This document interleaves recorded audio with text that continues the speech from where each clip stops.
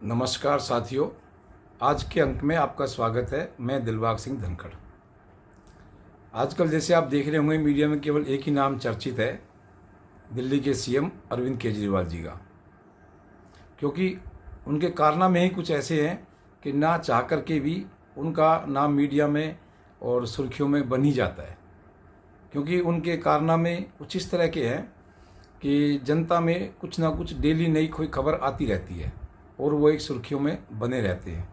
हालांकि सुर्खियों में बने रहने का उनका कोई बहुत अच्छे कामों के कारण वो सुर्खियों में नहीं बन रहे हैं। बहुत ही गिरे हुए जो काम होते हैं, बहुत ही जो गंदे काम है, जो कि एक जितना भी बुरा उनको कहा जा सकता है, उतने कामों के लिए वो मीडिया में प्रचलित हो रहे हैं। अभी वो ईडी की गिरफ्त में आए हैं। अभी जो ईडी ने उनको गिरफ्तार किया है, जो दिल्ली में एक लिकर स्कैम का जो घोटाला था, करीबन वो जो 133 करोड़ 100 करोड़ रुपए का भी जो खुल के सामने आ रहा है। सरकार को भी करीबन 338 करोड़ रुपए का जो लॉस हुआ था। और भी इसमें अब तो सुनने में ये आ रहा है कि ये घोटाला करीब 2000 करोड़ तक पहुंच सकता है। खैर, ईडी उस पर अपनी कार्रवाई कर रही है और ईडी अपनी कार्रवाई बहुत अच्छी तरह से कर रही है, क्योंकि हर चीज़ का एक समय होता है, टाइम होता है, और उनको काफ़ी सबूत और गवाह इकट्ठे करने पड़ते हैं, जिससे कि थोड़ा टाइम भी लग जाता है। हालांकि बीच में ये लग रहा था कि ईडी को गिरफ्तार क्यों नहीं कर रही है, ईडी को गिरफ्तार क्यों नहीं कर रही है। खैर, ईडी ने अपना काम किया और केजरीवाल जी को गिरफ्तार कर लिया। लेकिन अभी वो उनके कुछ काम ऐसे हैं कि वो नहीं चाहते कि ईडी मेरा पीछा छोड़े।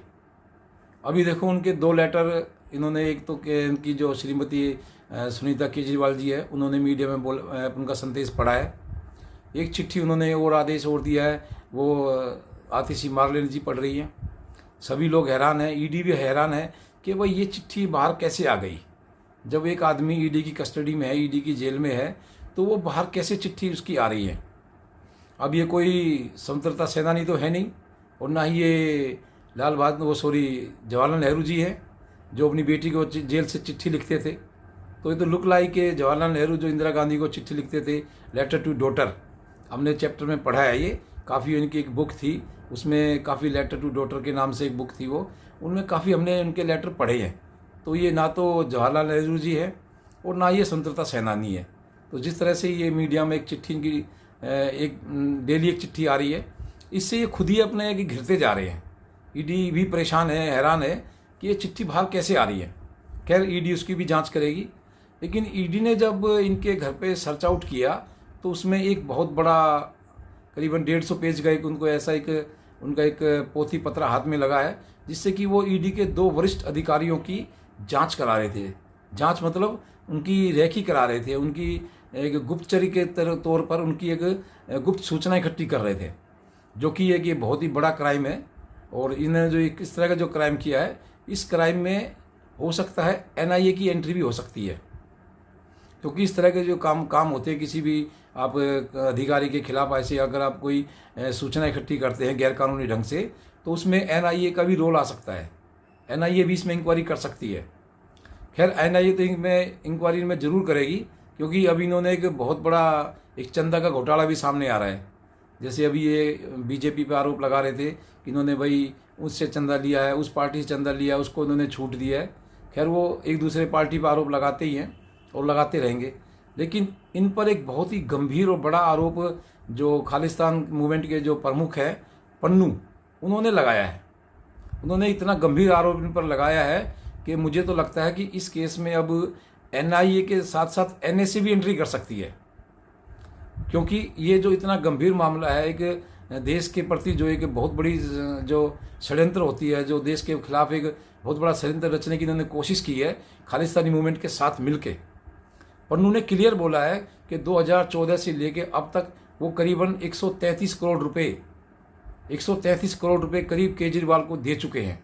उन्होंने अमेरिका में भी इनसे मीटिंग की है, वहाँ भी इन्होंने इनको पैसा दिया है। तो इस तरह से जो अगर ये बात अगर क्लियर साबित हो जाती है, साबित तो खैर होगी, उससे पहले इसमें एनआईए की एंट्री जरूर होगी। एनआईए इस मामले को बहुत गंभीरता से खोजबीन करेगा और सर्च आउट करने की कोशिश करेंगे, क्योंकि ये छोटा मामला नहीं है।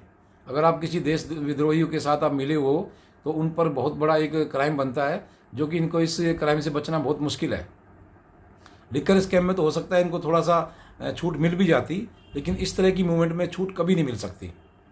इसमें ये जो पन्नू है वो बोल रहे हैं कि इनके जो एक भुल्लर हैं, जो डॉक्टर भुल्लर बताते हैं, ये प्रोफेसर भुल्लर, जो करीब 14 साल से आसाम की जेल में बंद है, उसको छुड़ाने के लिए केजरीवाल ने इनसे अब तक 133 करोड़ रुपए करीब लिया है।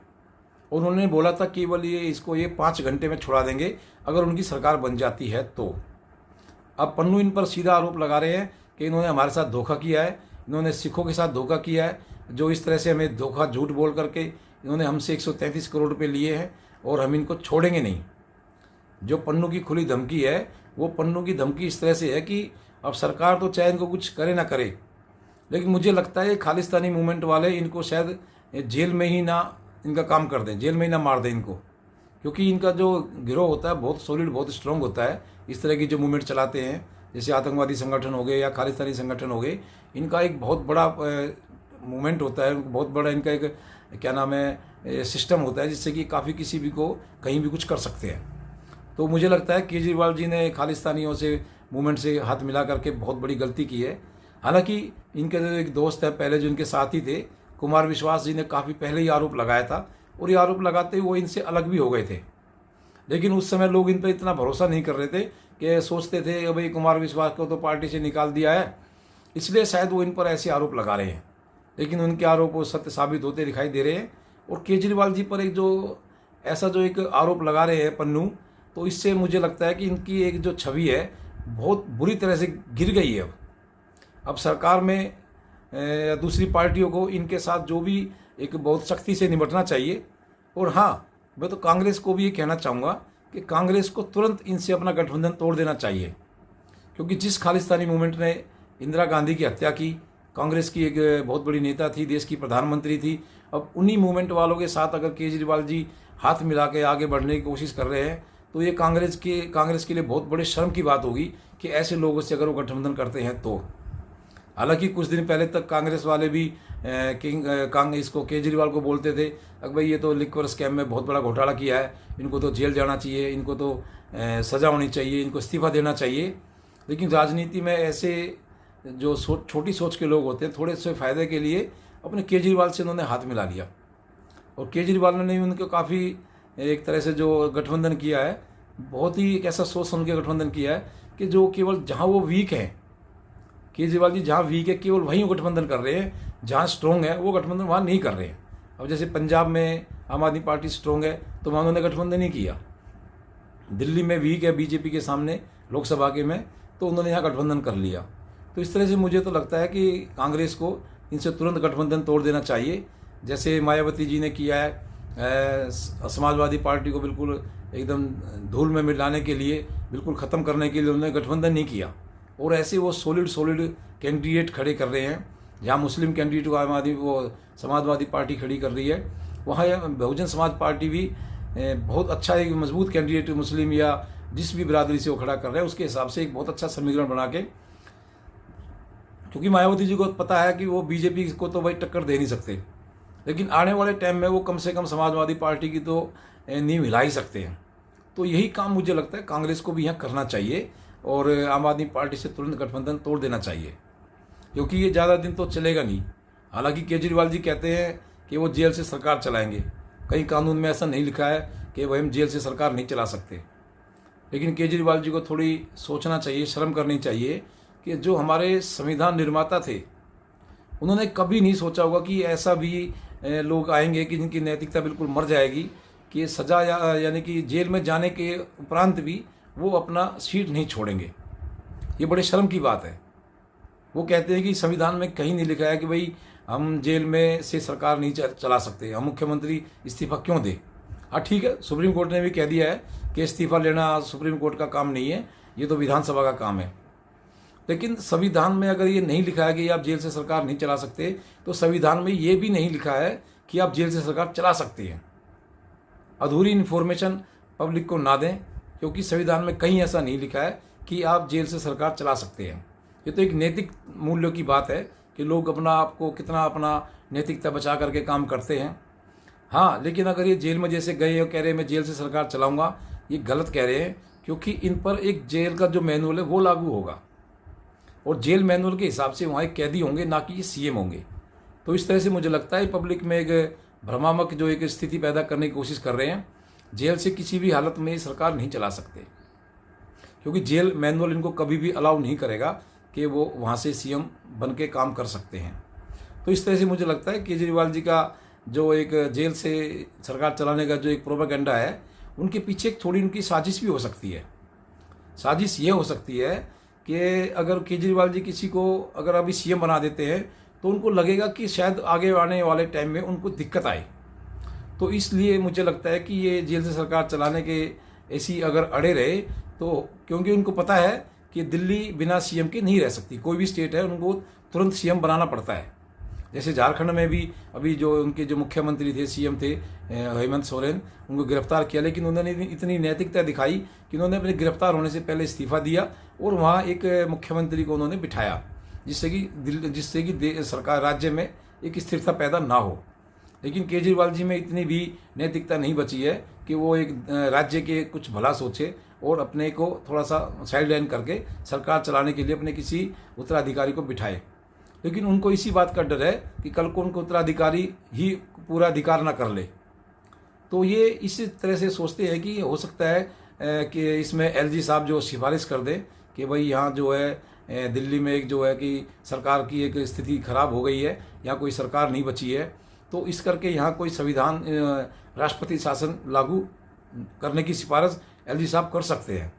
क्योंकि दिल्ली ऑलरेडी एक पूर्ण राज्य नहीं है, दिल्ली जो है केंद्र शासित प्रदेश है और यहाँ केंद्र कभी भी अपना शासन स्थापित एलजी के थ्रू कर सकता है। वैसे यहाँ एलजी को सुप्रीम पावर है, लेकिन अगर एलजी ने सिफारिश कर दी राष्ट्रपति शासन की तो उसको कोई बचा नहीं सकता। और मुझे लगता है केजरीवाल जी शायद यही चाहते हैं कि दिल्ली में राष्ट्रपति शासन लागू हो, क्योंकि उनको अपने किसी भी नेता पर भरोसा नहीं है कि जो उनको बाद में सीट वापस कर देगा। जैसे एक बार आपने देखा होगा नीतीश कुमार ने इनको जीतन राम मांझी को कुछ समय के लिए सीट दी थी, तो बड़ी मुश्किल से अपनी सीट वापस ले पाए थे वो। तो केजरीवाल जी को भी शायद यही डर होगा कि उनको वापस उनकी सीट मिले या ना मिले। तो इस तरह से मुझे लगता है कि केजरीवाल जी ने एक गंभीर स्थिति पैदा कर दी है दिल्ली में, जिससे कि थोड़ा सा निपटने में केंद्र शासित जो हमारी केंद्र सरकार है उसको थोड़ा सा अपने जो अधिकारों को उपयोग करते हुए दिल्ली में कुछ स्थिरता लाने की कोशिश करनी पड़ेगी। और बाकी जो अब केजरीवाल जी पर जो भी नए आरोप निकलते आ रहे हैं, इसमें लगता है केजरीवाल जी का तो अब शायद काफ़ी जीवन जेल में ही कटेगा। क्योंकि अगर एक बार ये पन्नू वाला मैटर अगर का क्लियर हो गया तो मुझे नहीं लगता कि ये फिर 20, 25, 30 साल से पहले कभी बाहर आ जाएंगे। मुझे लगता है फिर तो इनको उम्र कैद ही होगी। जैसे बुल्लर को उम्र कैद हो रखी है, ऐसे ही इसको भी उम्र कैद होगी और ये शायद वापस बाहर नहीं आ सकते। तो पंजाब की स्थिति अब मुझे लगता है अब वहाँ भी दिक्कत आएगी, क्योंकि बुल्लर ने डायरेक्ट धमकी दे दी है भगवंत मान को भी और अरविंद केजरीवाल को भी। तो अब आगे देखना होगा कि आगे घटनाक्रम में आगे और क्या बदलाव आता है। और अगर आपको ये कंटेंट्स वीडियो अच्छा लगा हो तो आप इसको शेयर, लाइक, सब्सक्राइब जरूर कीजिए। आज की वीडियो में इतना ही। आपका बहुत बहुत धन्यवाद।